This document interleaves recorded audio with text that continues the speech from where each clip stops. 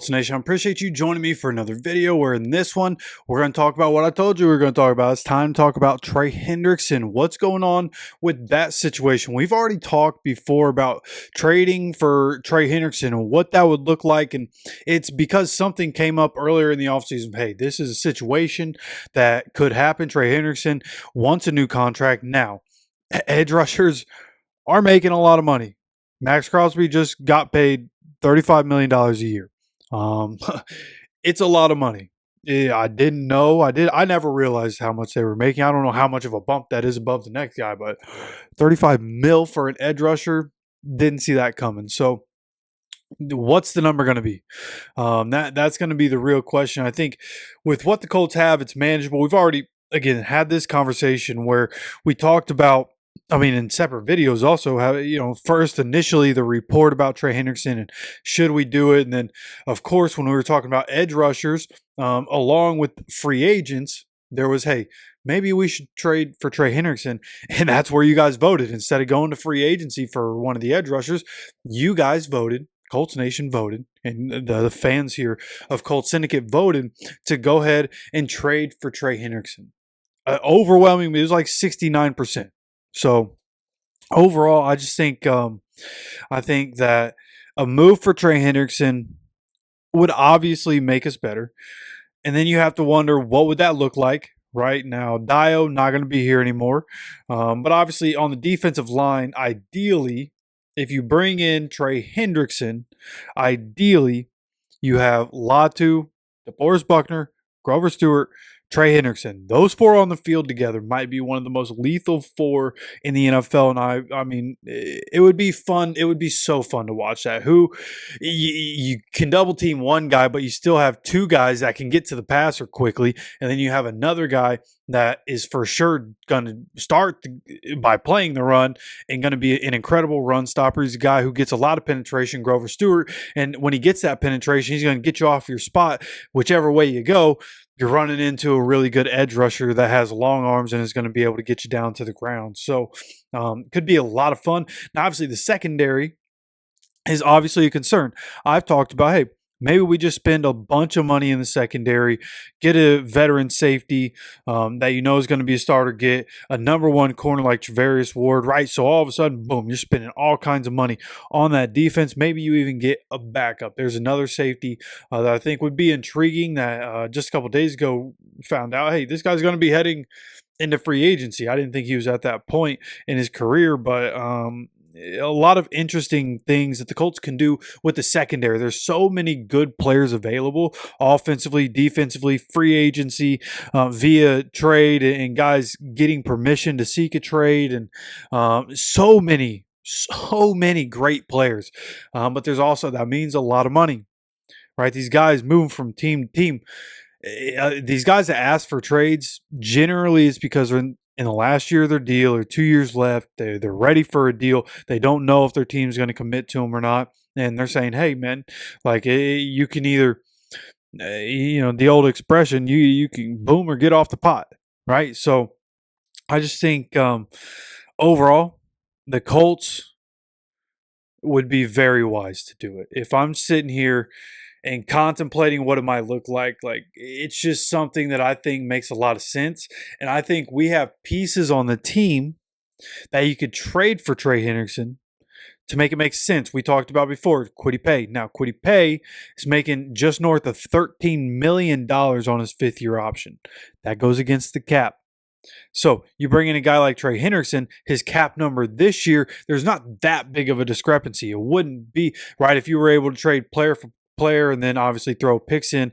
Maybe it's just picks, right? Maybe it's because of how much his contract is. He's going to want a new contract because of that situation. That's why these stars get traded for a fifth-round pick. So we're at a point in the NFL, like, again, Max Crosby's getting paid $35 million a year. That's because edge rushers, and everybody can see it, edge rushers, like the dominant edge rushers that really can change a game, those guys are the second most important player on the field at all times.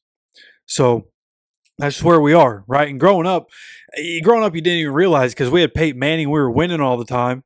If we had a worse quarterback, but we still had Freeney and Mathis, like we were always going to have a chance because they can get after the quarterback, which is very interesting when you really go and think about it. But at the end of the day, man, again, what's the new number going to be? That's a big question, but so important to be able to get one of these guys. And I think it's interesting because Ian Rappaport, and it was actually Destin Adams that pointed this out, but Ian Rappaport, when he was talking about Trey Hendrickson and possibly being traded, he said that there are going to be a multitude of teams that are going to be interested, but the only team that he named was the Colts.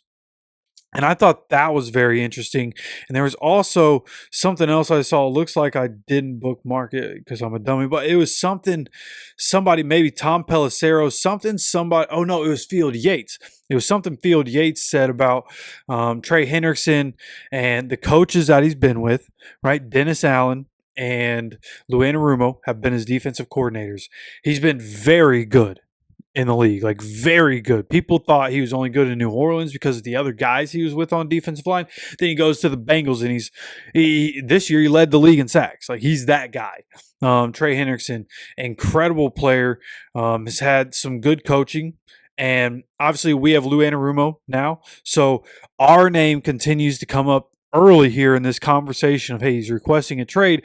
We know it makes sense. A team that has a little bit of cap space, team that needs a better defense, team that needs to get after the quarterback. We've needed an edge rusher for a really long time. We just drafted Latu, and I think if you play him more, you can really see what his value is. And then if you have, different defensive scheme also, you what Gus Bradley did, teams could get the ball out of the hands too quickly for everything. That's why Dio Dangbo and, even DeForest Buckner and Latu, these guys could get to the quarterback quickly, but they could never really get there, especially against Jacksonville, against that Gus Bradley defense, because just checking the ball down, getting the ball out quickly in different ways, getting the ball out quickly, running on the edge, those sorts of things killed this defense, and it really hurt the production of a lot of these guys. That's why a lot of people see what Dio Dangbo could be if you put him in the right system and you give your defensive ends time to get to the quarterback. Just that extra half second matters so much in the NFL.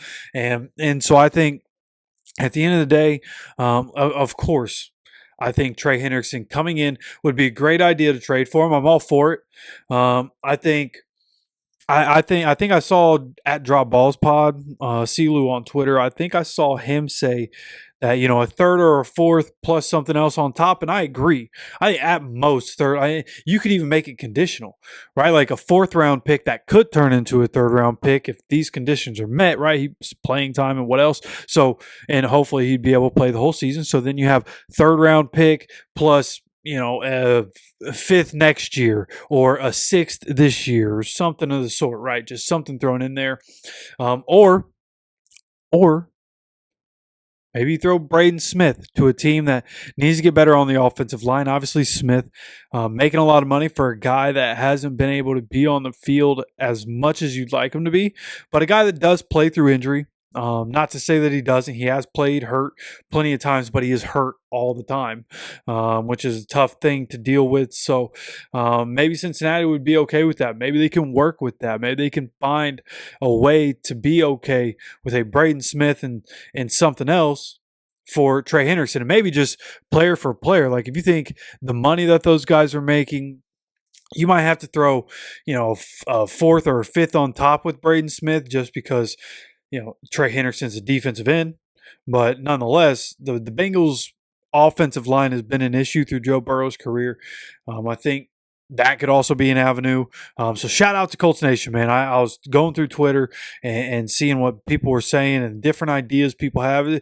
That's honestly how I put a lot of information together. I have my own thoughts on things, but then I see what other people are saying. I'm thinking, man, that's pretty interesting. That's pretty interesting. And of course, a lot of things that I think of, a lot of us think of. We're all diehard football fans. We all diehard Colts fans. And at the end of the day, we just want to see us get better. We want to see us win. And I think, again, trade for Trey Hendrickson whenever you can, whenever it's the smartest for both sides to get that deal done. If it has to have pre-June 1st or post-June 1st, I don't care.